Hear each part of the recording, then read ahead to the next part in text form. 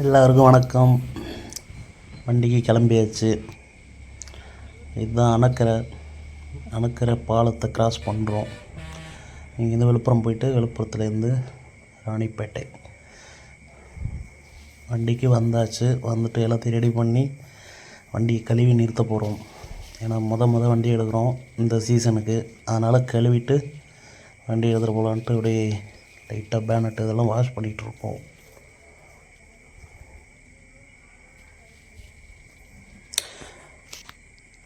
எல்லாம் கழுவியாச்சு. இன்றைக்கி நாள் பூஜை போடுறாங்க. போட்டுட்டு ஃபீல்டுக்கும் வந்தாச்சு. ஃபீல்டுக்கு வந்து பார்த்தா கரும்பு ஓரளவு தான் இருக்குது. இது ஏற்கனவே நான் போன வருஷம் ஓட்டின ஃபீல்டு தான். போன வருஷத்துக்காக இந்த வருஷம் கரும்பு ரொம்ப கம்மி. ஃபுல்லாக வெறும் புல்லு தான் இருக்குது. அதோடு இல்லை, ஃபஸ்ட் நாளே ஒரு வேலை வச்சிருச்சு. என்ன வேலைன்னா, நம்ம ஃபேனில் வைப்ரேஷன் வந்து ஒரு லோடு போட்டோம். நல்லா தான் ஓடுனுச்சு. அந்த லீஃப் வந்து கட் ஆகிடுச்சு. ஒரு லீஃப் கட் ஆகிட்டதுனால மொத்தமாக வைப்ரேஷன் ஆக ஆரம்பிச்சிருச்சு. இப்போ உங்களுக்கு தெரியுதானு தெரில. வீடியோவில் உங்களுக்கு காட்டுறேன் கொஞ்சம். இப்போ ஒரு பீஸ் ஒன்று காட்டுவோம் பாருங்கள், உடஞ்ச பீஸு. இதுதான் ஃபீல்டு.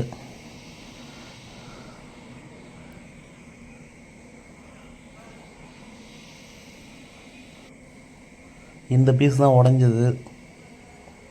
எப்படி உடஞ்சிருக்கு பாருங்கள். இது வந்து தேஞ்சு போச்சு. நான் சரி ஓடும் இன்னொரு 10 நாளில் மாற்றிக்கலான்னு பார்த்தேன். அது கிழிச்சிட்டே வந்துருச்சு. சரின்ட்டு இப்போ ஃபீல்டுலேருந்து வீட்டுக்கு போயிட்டுருக்கோம். வீடு பக்கம்தான். அங்கே போயிட்டு அங்கே மாற்றிக்கலாம் அப்படின்ட்டு வீட்டுக்கு வண்டி எடுத்துகிட்டு போயிட்டுருக்கேன். ரொம்ப நாளாச்சு வீடியோ போட்டு. கொஞ்சம் சப்ஸ்கிரைப் மட்டும் பண்ணி விட்ருங்க.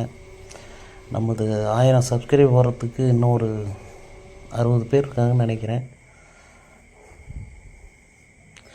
இந்த ஒரு லீஃப் உடைஞ்சதுனால அன்னியவனாக வெயிட் இருக்கனால தான் வைப்ரேஷன் ஆகிறது. சில பேர் வந்து இது ஹப்பு அப்படி கழட்டி லீஃப் மாற்றுறாங்க. நாங்கள் வந்து அந்த ஹப்பெல்லாம் கழட்டல.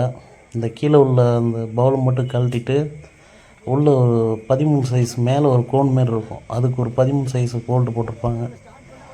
அதையும் கழட்டிட்டு அப்படியே மேலே அந்த கோனை தூக்கி வச்சிட்டோன்னா ஓரளவுக்கு உள்ளே வந்து பிடிச்சிக்கலாம்.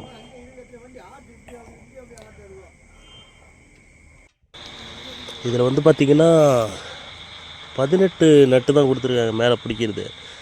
அதில் வந்து 2 பக்கம் காடியும் கொடுத்துருக்காங்க. ஆனால் காடி வந்து ஸ்லிப் ஆகுது.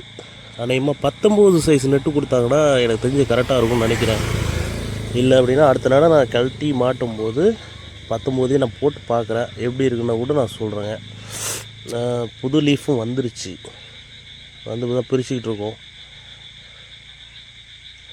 இதுக்கு வந்து 4010க்கு வந்து மொத்தம் 4 லீஃப் வரும். தெரியாதவங்களுக்கு சொல்கிறேன், ஏற்கனவே ஓட்டினவங்களுக்கு தெரியும். நம்ம பழைய 4000 வந்து 3 லீஃப் தான் வரும்.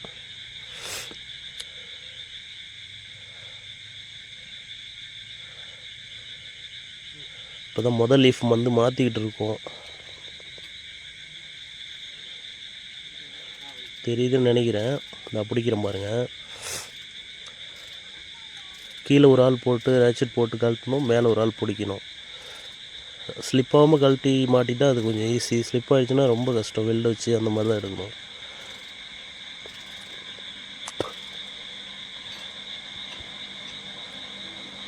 நாலு லீஃபையும் மாற்றியாச்சு.